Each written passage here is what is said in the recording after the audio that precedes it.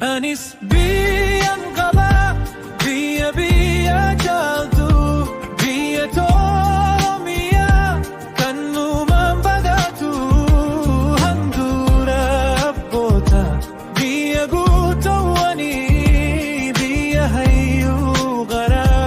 biyya bifleewwanii, biyya Oromiyaa, biyya sirna gadaa kan ittiin beekamtu,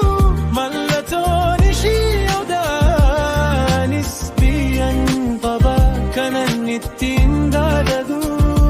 biyya Oromiyaa kanan jiruuf abdatu, biyya badhaatu magarsitu hundaa,